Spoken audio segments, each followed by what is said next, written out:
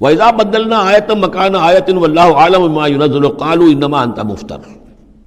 اور جب ہم کوئی ایک آیت کی جگہ دوسری آیت بدل دیتے ہیں، وہ میں عرض کر چکا ہوں، یہ سارے مضامین سورہ بقرہ میں آ چکے ہیں، مَا نَنسَخْ مِنْ آیَةٍ أَوْ نُنْسِهَا نَأْتِ بِخَيْرٍ مِنْهَا أَوْ مِثْلِهَا، وہی مضمون ہے یہ۔ جب ہم ایک آیت کی جگہ کوئی دوسری آیت بدلتے ہیں، واللہ عالم بما ينزل، اور یہ کوئی الٹ اپ نہیں ہے، اللہ جو کچھ نازل فرما رہا ہے خوب جانتا ہے۔ ایک دور میں وہ حکم صحیح تھا، اب حالات بدل گئے، اب یہ حکم صحیح ہے۔ قالوا انما انت مفتر، وہ کہتے ہیں کہ یہ تو آپ افتراء کر رہے ہیں، پہلے یہ کہا تھا اب یہ کہہ رہے ہیں، اگر اللہ کا کلام ہوتا اس میں تبدیلی کیسے ہو سکتی ہے؟ بل اکثرهم لا يعلمون، لیکن ان کی اکثریت علم سے آ رہی ہے۔ قل نزلہ روح القدس، کہہ دیجئے اس کو اتارا ہے روح القدس۔ اب یہ روح کا لفظ حضرت جبرائیل کے لیے نوٹ کر لیجئے۔ قل نزلہ، اتارا ہے اس کو روح القدس نے، پاک فرشتے نے، من ربک، آپ کے رب کی طرف سے، بالحق، کے حق کے ساتھ، لیثبت الذین آمنوا، تاکہ اہل ایمان کے دلوں کو اور ان کے قلبوں کو جمائے۔ اس سے پہلے جو ہے کذالک لنثبت بہ فؤادک ورتلناہ ترتیلا، یہ آ جائے گا آگے چل کر، تاکہ حضور کے دل کو بھی تثبیت ہو اس سے، اور اہل ایمان کے دلوں کو بھی اس سے ثبات ملے۔ وہدی وبشریٰ للمسلمین، یعنی جیسے جیسے حالات بدل رہے ہیں ایسے ایسے۔ اب جائے ایک قصہ جو ہے آدم و ابلیس کا، ایک دفعہ آیا، پھر دوسری دفعہ آیا، پھر تیسری دفعہ آیا، اس میں کوئی تھوڑا تھوڑا فرق بھی آ رہا ہے، ایک چیز وہاں بیان کی گئی، ایک چیز اب یہاں واضح کی جا رہی ہے۔ یہ ساری چیزیں جو ہیں یہ اس لیے ہیں تاکہ بدلتے ہوئے حالات میں اہل ایمان کو ہر حال، ہر دور کے حالات کے مطابق جو ہے وہ اپنی رہنمائی کا سامان مل جائے۔ وَلَقَدْ نَعْلَمُ أَنَّهُمْ يَقُولُونَ إِنَّمَا يُعَلِّمُهُ بَشَرٌ، اور ہمیں خوب معلوم ہے کہ وہ یہ کہتے ہیں کہ یہ تو انہیں ایک انسان سکھا رہا ہے، کوئی شخص ہے، کوئی عجمی ہے، کوئی ہو سکتا ہے اہل کتاب میں سے ہو، بہت بڑا عالم ہے، اسے اپنے گھر میں انہوں نے رکھا ہوا ہے اور اس سے یہ چیزیں سیکھتے ہیں۔ لسان الذی یلحدون الیہ اعجمی، جس شخص کی طرف یہ منسوب کر رہے ہیں اس قرآن کو اپنے اسی غلط خیال کے حوالے سے، اس کو تو کہتے ہیں عجمی ہے، وہ عربی نہیں ہے۔ وہذا لسان عربی مبین، اور یہ قرآن نازل ہو رہا ہے اس زبان میں، عربی میں، جو بالکل صاف ہے۔ کوئی عجمی جو ہے ایسی صاف زبان کیسے بولے گا؟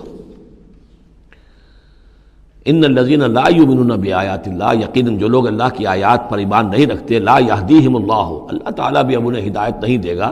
زبردستی ہدایت دینا اللہ کی سنت نہیں، اللہ کا طریقہ نہیں۔ وَلَهُمْ عَذَابٌ عَلِيمٌ، اور ان کے لیے دردناک عذاب ہے۔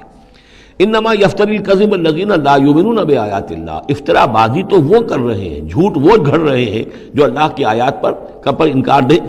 ایمان نہیں رکھتے۔ وَأُولَٰئِکَ هُمُ الْكَاذِبُونَ، اور حقیقت میں وہ ہے کہ جو جھوٹے ہیں۔ من کفر باللہ من بعد ایمانہ، اور جو شخص ایمان لانے کے بعد اللہ کے ساتھ کفر کرے گا۔ اب اس میں بھی دونوں باتیں ہیں، ایک تو یہ کہ دل میں ایمان آ گیا، اگرچہ ابھی اس نے اعلان نہیں کیا، لیکن دل میں ایمان آ چکا، کوئی عالم ہے، اس کو سمجھ میں آ گئی بات صحیح ہے۔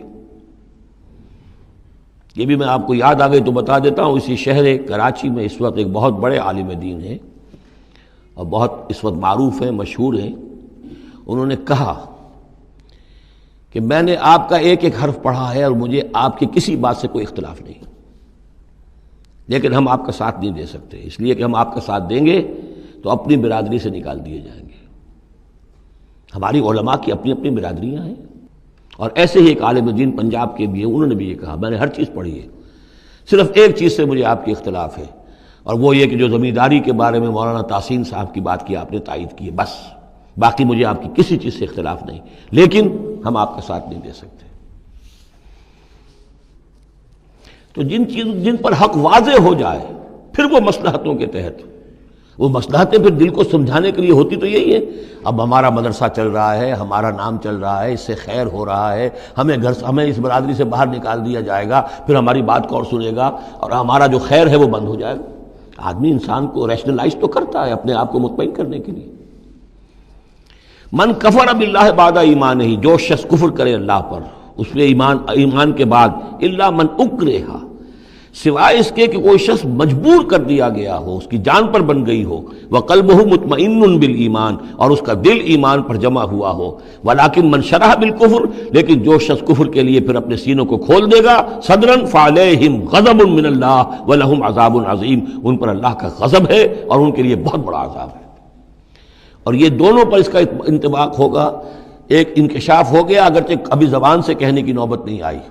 اور ایک یہ کہ زبان سے کہہ بھی دیا ہاں ہم ایمان لائے، بات صحیح ہے، اور پھر کسی مصلحت کی وجہ سے، کسی اپنے مفاد کی وجہ سے، کسی اپنے دھڑے بندے کی وجہ سے پھر واپس جائیں گے، تو ان کے لیے فرمایا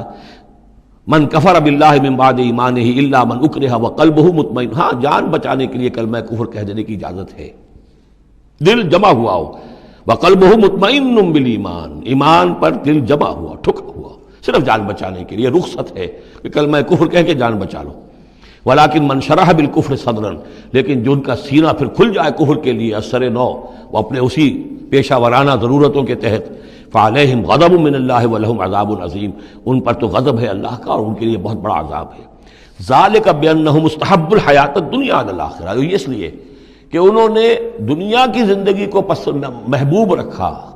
ترجیح دی آخرت کے مقابلے میں، وان اللہ لا یہدی القوم الکافرین، اور اللہ تعالیٰ ایسے کافروں کو ہدایت نہیں دیتا۔ اولئک الذین طبع اللہ علی قلوبہم، یہ وہ لوگ ہیں جن کے دلوں پر اللہ نے مہر کر دی ہے،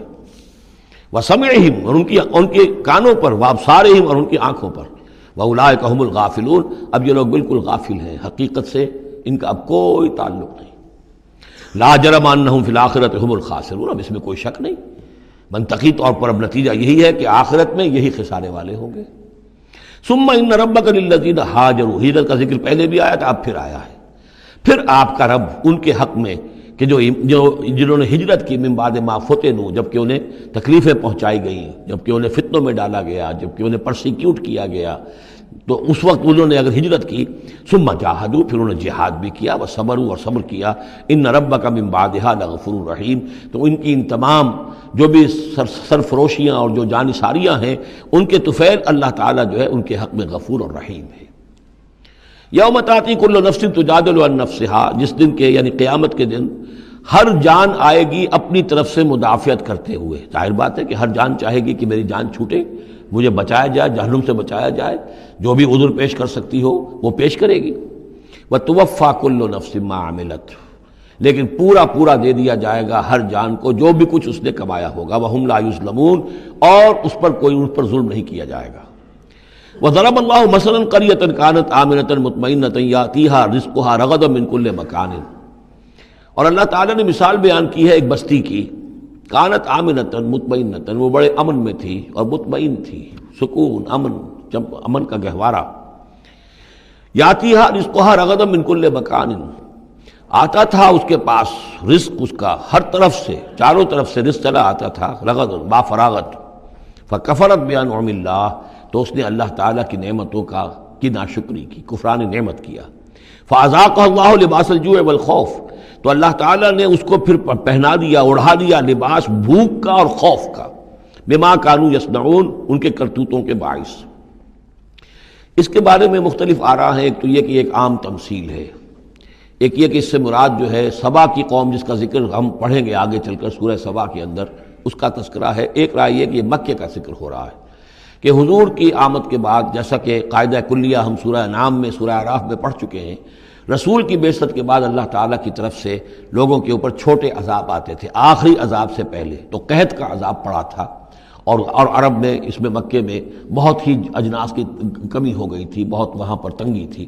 تو اس کی طرف اشارہ ہو رہا ہے کہ یہ شہر جو ہے مکہ بڑا آرام سے تھا، امن میں تھا، امن کا تو گہوارہ ہے ہی ہمیشہ سے، مطمئن تھا، اور رزق چلا آتا تھا، ہر طرف سے لوگ آ رہے ہیں، قافلے آ رہے ہیں، حاجی آ رہے ہیں، عمرے کے لیے لوگ آ رہے ہیں، چیزیں لے کر آ رہے ہیں، جانور جو ہیں وہ قربان ہو رہے ہیں، ظاہر بات ہے وہ قربان ہونے والے جانوروں کا گوشت کہاں جاتا تھا، یہ اہل مکہ ہیں، یہ اس کو کھاتے تھے، تو یہ ساری رزق ان کے پاس فراوانی چلا آتا تھا، لیکن اس شہر کے لوگوں نے پھر اللہ کی نعمت کا، انعامات کا انکار کیا اور کفران نعمت کیا، تو اللہ نے انہیں خوف اور بھوک کا لباس پہنا دیا ان کے کرتوتوں کے سوائے بس۔ اسی آیت کے حوالے سے میں نے یہاں کراچی میں تقریریں کی تھی، کافی پرانی بات ہے، جب کراچی میں جو حالت ہو گئی تھی، کہاں یہ عروس البلاد کراچی، پھر یہاں کی فراوانی، ہر طرح کا پورے پاکستان میں جو پھل بہترین ہوتا ہے وہ یہاں آپ کو ملتا ہے، یہاں سستی چیزیں ملتی ہیں، یہاں جابز ہیں، کام ہے، لیکن پھر یہ ایک زمانہ جو کراچی پر گزرا ہے، خدا نہ کرے پھر دوبارہ آ جائے، لیکن ایک دور تو ایسا آ گیا تھا کہ اذاقہ اللہ لباس الجوع والخوف، بھوک اور خوف، کاروبار ٹھپ، اور بد امنی، ڈاکے، کڈنیپنگز، قتل و غارت، وہ جو حال اس کراچی کا ہو گیا تھا اس کو ذرا یاد کیجئے، بالکل وہ نقشہ ہے یہ۔ ضرب اللہ مثلا قریۃ کانت آمنۃ مطمئنۃ یاتیھا رزقھا رغدا من کل مکان فکفرت بانعم اللہ فاذاقھا اللہ لباس الجوع والخوف بما كانوا یصنعون۔ تو یہ ایک عام تمثیل بھی ہو سکتی ہے جیسے کہ کراچی کی اس وقت کی صورتحال پر منطبق ہو گئی، لیکن یہ کہ تفسیر کے حوالے سے اور جسے تعویل خاص ہم کہتے ہیں اس میں یہ یقیناً اشارہ ہے مکے ہی کی طرف۔ وَلَقَدْ جَاءَهُمْ رَسُولٌ مِّنْهُمْ فَكَذَّبُوهُ، ان کے پاس ان کے رسول آئے، انہوں نے جھٹلا دیا ان کو۔ فَأَخَذَهُمُ الْعَذَابُ وَهُمْ ظَالِمُونَ، تو عذاب نے انہیں آ پکڑا اور وہ ظالم تھے، گناہگار تھے۔